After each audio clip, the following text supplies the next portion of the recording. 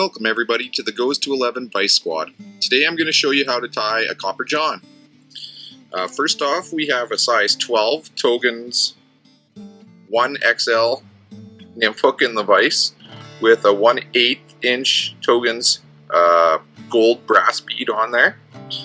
First we're going to start by tying in some Danville 70 denier copper color tying thread.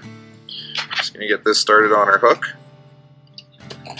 and we're going to move this back to the tail, or to the hook bend.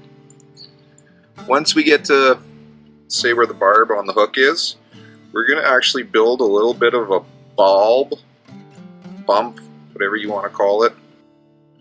Okay, so the reason we're doing this is because our second material here are Goose Biots.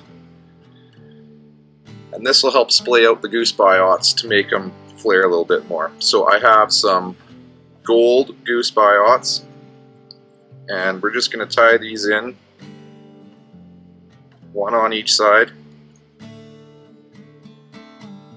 Get it started, figure out the length you want. Secure it down. Move our thread back. Grab our second biot. Do the same thing. Hold it on the side. Get it started. Adjust our positioning and our lengths to make them even. Once we're happy, we're just gonna wind them down a bit and trim off excess.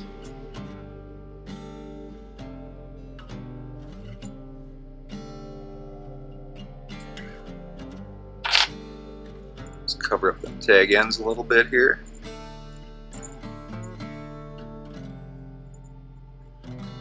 Our next material is some size Brassie UTC wire. You can vary the color of the body of this. One of my personal favorites is red. I find it works really well down here in southern Alberta. Don't know why, it just does. So we're going to take our Brassie wire, and we're just going to push it into this bead, helps get it started. And we're going to capture that and carry it right back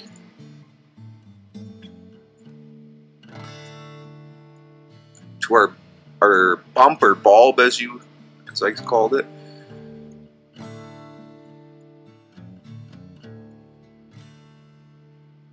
And now we're just going to build a bit of a taper.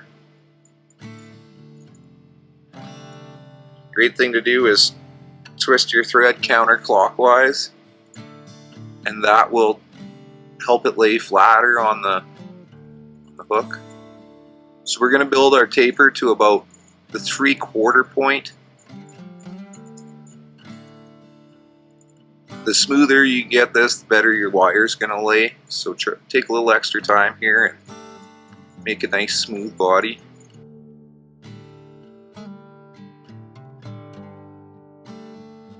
Alright, now that we got our taper where we want it, we're just going to throw in a whip finish.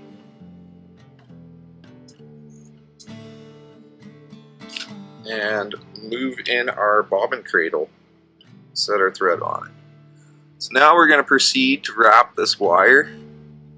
We're going to do tight touching turns. The tighter you can keep these wraps, the better it's going to look. So again, take your time, it's not a rush.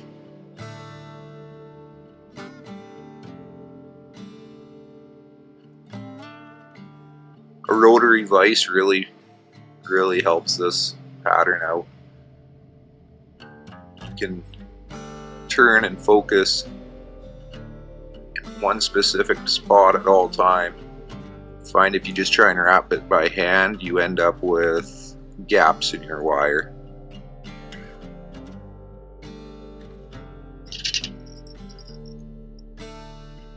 A few moments later.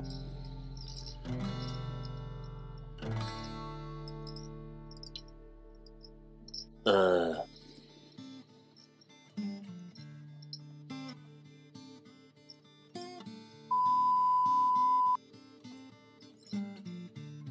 now that we got her tied in, we're gonna helicopter our wire out of there.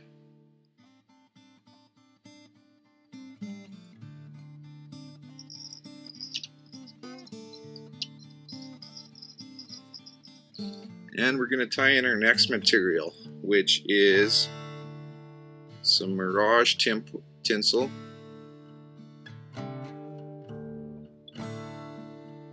This is going to form the wing case for us.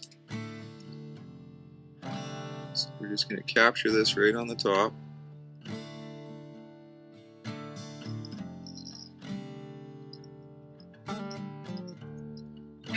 And trim off our excess.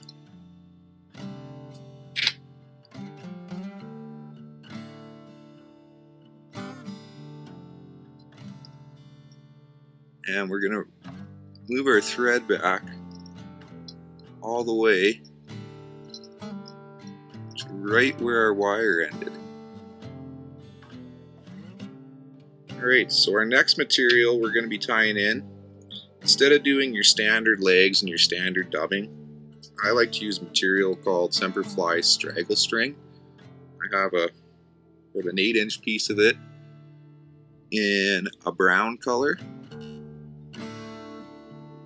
And we're just going to capture that and work our way back right to the beginning of our wire again. We're just going to wrap this. This is going to form the legs on this instead of having to tie in, say, pheasant or some other kind of feather to form wings and dubbing. I find this gives it a really buggy effect. So 3-4 wraps, fill up that borax, give it a nice body, capture it, trim out our excess. So now we're just going to wet our fingers. We're going to push this material down to the side. While we have it down to the side, we're going to bring our mylar over to form our wing case. And we're going to capture that.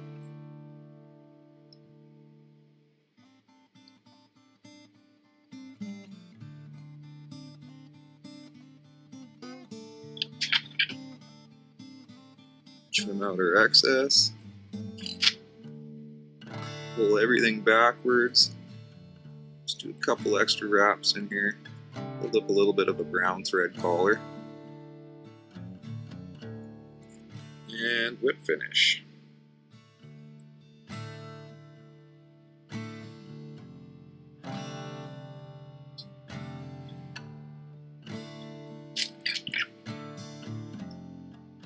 Cut our tying thread out.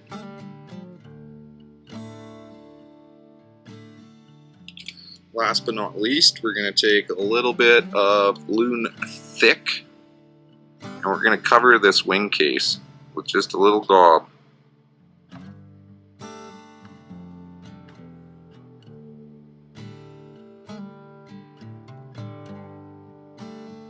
We're going to extend that gob about halfway up the bead.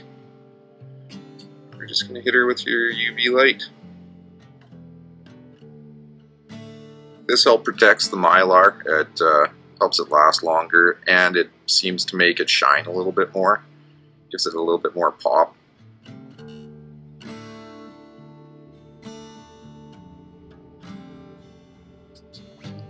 Alrighty, as you can see, really makes it shine a little bit more.